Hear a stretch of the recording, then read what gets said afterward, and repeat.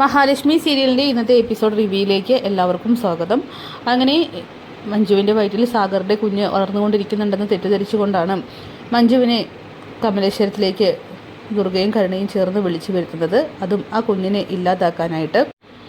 ഈ സമയം മഹാലക്ഷ്മിയും കണ്ണനും ചേർന്ന് മഞ്ജുവിന് കൊടുക്കേണ്ട കുറച്ച് സ്വർണ്ണങ്ങളൊക്കെ തന്നെ കൊടുക്കുന്നുണ്ട്.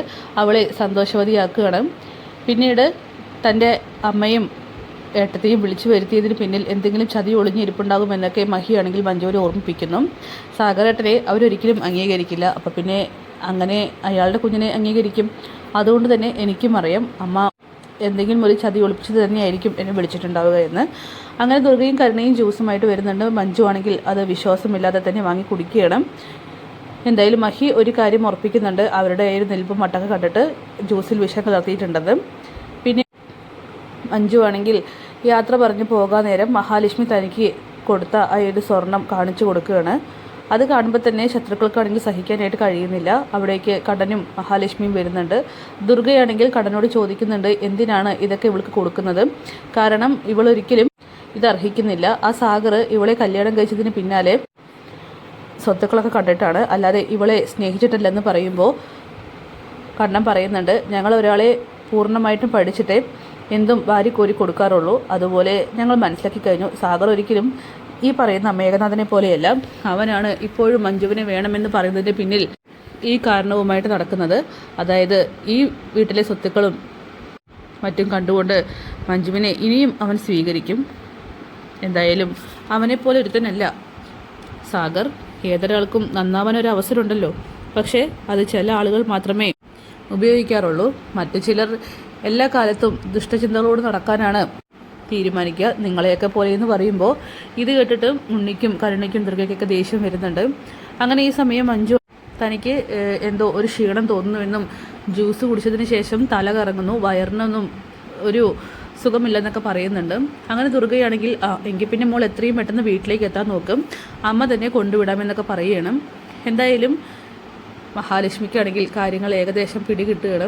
മഹിയാണെങ്കിൽ എന്തോ ഒരു സൂത്രം ഇതിന് പിന്നിൽ ഒപ്പിച്ചിട്ടുണ്ട്. കാരണം ദുർഗയും കരുണയും മഞ്ജുവിനെ വിളിച്ചു വരുത്തിയതിന് പിന്നിൽ എന്തെങ്കിലും ചതി ഒളിപ്പിച്ച് വെച്ചിട്ടുണ്ടെന്നുള്ള കാര്യം മഹാലക്ഷ്മിക്ക് മുൻകൂട്ടി തന്നെ മനസ്സിലാക്കാനായിട്ട് കഴിഞ്ഞിട്ടുണ്ട്. അങ്ങനെ ദുർഗയാണെങ്കിൽ മഞ്ജുവിനെയും കൂട്ടിയിട്ട് സാഗറിൻ്റെ അതായത് അവരുടെ വീട്ടിലേക്ക് പോവുകയാണ്. അതിനിടയിൽ ദുർഗ മഞ്ജുവിനോട് പറയുന്നുണ്ട്, ഈ സ്വർണ്ണമൊന്നും അനാവശ്യമായിട്ട് അവന് കയ്യിൽ കൊടുക്കരുത്, അതുപോലെ തന്നെ വേണമെങ്കിൽ ഞാൻ സൂക്ഷിക്കാമെന്നൊക്കെ പറയുമ്പോൾ മഞ്ജു പറയുന്നുണ്ട്, സ്നേഹത്തോടെ എനിക്ക് എൻ്റെ ഏട്ടനും ഏട്ടത്തെയും തന്നതല്ലേ, അത് എൻ്റെ കയ്യിൽ തന്നെ ഇരുന്നോട്ടെ. പിന്നെ സാഗരേട്ടൻ ഒരിക്കലും എൻ്റെ സ്വർണ്ണമോ പണമോ ഒന്നും തന്നെ മോഹിക്കുന്നില്ല. അമ്മയുടെ അനന്തരവൻ തന്നെയാണ് കണ്ണേട്ടൻ പറയുന്നത് പോലെ ഇതൊക്കെ ആഗ്രഹിക്കുന്നതെന്ന് പറയണം. പിന്നീട് വീട്ടിലേക്ക് മഞ്ജുവിനെ കൊണ്ടുവന്ന് ഇറക്കുന്നുണ്ട്. ഈ സമയം സാഗറാണെങ്കിൽ ആ കാഴ്ച സന്തോഷത്തോട് കൂടിയിട്ട് നോക്കിക്കാണുകയാണ്. കാരണം എല്ലാം കൊണ്ടും തങ്ങളെ അംഗീകരിച്ചു കഴിഞ്ഞു എന്ന് സാഗർ വിശ്വസിക്കുകയാണ്. പക്ഷേ അതിന് പിന്നിൽ വലിയൊരു ചതിയാണ് ഒളിഞ്ഞിരിക്കുന്നത് എന്നുള്ള കാര്യം അവനും അറിയുന്നില്ല. അങ്ങനെ മഞ്ജു ആണെങ്കിൽ കടനും മഹാലക്ഷ്മിയും കൊടുത്ത ആ ഒരു ഗിഫ്റ്റൊക്കെ തന്നെ കാണിച്ചു കൊടുക്കുന്നുണ്ട്. ഇതൊക്കെ എന്തിനാ വാങ്ങാൻ പോയെന്നൊക്കെ ചോദിക്കുകയാണ്. ഇത് മാത്രമല്ല അവർ എനിക്ക് സ്വന്തമായിട്ടൊരു ബിസിനസ് ഇട്ട് തരാമെന്നും അതിന് വേണ്ടിയിട്ട് എത്ര പൈസ തരാമെന്നും പറഞ്ഞിട്ടുണ്ട്. പക്ഷെ ഞാനത് വേണ്ടെന്ന് പറഞ്ഞെന്ന് പറയുമ്പോൾ അത് നന്നായുള്ളൂ, നമുക്ക് അധ്വാനിച്ച് തന്നെ ജീവിക്കണം. എന്തായാലും കണ്ണേട്ടനും ഏട്ടത്തെയും ചേർന്ന് മറ്റൊരു കാര്യം കൂടി ചോദിച്ചു, യഥാർത്ഥത്തിൽ നമുക്കൊരു കുഞ്ഞൊക്കെ വേണ്ടേ എന്ന്. അതിനെക്കുറിച്ച് ചിന്തിക്കാം, മലയ്ക്ക് പോയിട്ട് വരട്ടെ എന്നിങ്ങനെ സാഗർ പറയുകയാണ്. എന്തായാലും ദുർഗയുടെ ചതി തിരിച്ചറിയാതെയാണ് സാഗറാണെങ്കിൽ സന്തോഷിക്കുന്നത്. പിന്നീട് കമലേശ്വരത്തിലാണെങ്കിൽ വീണ്ടും അംഗം വെട്ടാനായിട്ട് തയ്യാറെടുത്തുകൊണ്ടിരിക്കുകയാണ് കരുണയാണെങ്കിൽ ഉണ്ണിയോട് പറയുന്നുണ്ട്, കണ്ടില്ലേ കൈ നിറച്ചും സ്വർണം കൊടുത്തിട്ടാണ് ആ മഞ്ജുവിനെ ഇവിടെ നിന്നും പറഞ്ഞു വിട്ടിരിക്കുന്നത്. ആ മഹാലക്ഷ്മിയും കണ്ണനും നാൾക്ക് നാൾ നമ്മളെ ധിക്കരിച്ചുകൊണ്ട് മുന്നോട്ട് പോയിക്കൊണ്ടിരിക്കുകയാണെന്നൊക്കെ പറയുമ്പോൾ അതിന് ഏട്ടൻ്റെ കയ്യിൽ അതിനുള്ള സ്വർണം കാര്യങ്ങളൊക്കെ ഉണ്ടല്ലോ, അതുകൊണ്ടാണെന്നൊക്കെ പറയണം. അത് ശരിയാണ്, ഇവിടെ ഒരുത്തൻ നടക്കാനും ഓടാനും ചാടാനൊക്കെ കഴിവുണ്ടെങ്കിലും കൂടിയിട്ട് നയാ പൈസ കയ്യിലെടുക്കാനില്ല. ഒരു കാര്യം എനിക്ക് മനസ്സിലായി, ഭർത്താവ് ആരോഗ്യവാനായാൽ മാത്രമല്ല ഭാര്യ സന്തോഷവതിയായിട്ടിരിക്കുക. അത് ആ കണ്ണൻ്റെയും മഹാലക്ഷ്മിയുടെയും ജീവിതം തന്നെ ഉദാഹരണമാണെന്നൊക്കെ പറയുകയാണ്. ആ മഹാലക്ഷ്മി കണ്ടില്ലേ, അവളത് തെളിയിച്ചു കഴിഞ്ഞു.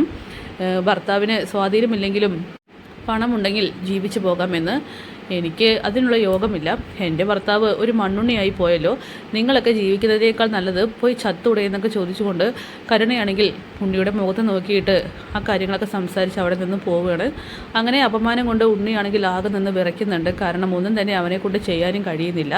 പിന്നീട് മേഘനാഥനാണെങ്കിൽ ഈ കാര്യങ്ങളൊക്കെ തന്നെ അറിയുന്നുണ്ട്. മഞ്ജു ജ്യൂസ് കുടിച്ച് തിരിച്ച് വീട്ടിലേക്ക് തന്നെ പോയെന്നും അങ്ങനെ സീമന്തിനിയോടും വാമദേവനോടും കാര്യങ്ങളൊക്കെ സംസാരിക്കുകയാണ്. അവൾ വന്നിരുന്നുവെന്നും ജ്യൂസ് കുടിച്ചെന്നും മഹാലക്ഷ്മിയും കണ്ണനും അവൾക്ക് സമ്മാനമായിട്ട് കുറേ സ്വർണ്ണങ്ങളൊക്കെ നൽകിയെന്നൊക്കെ.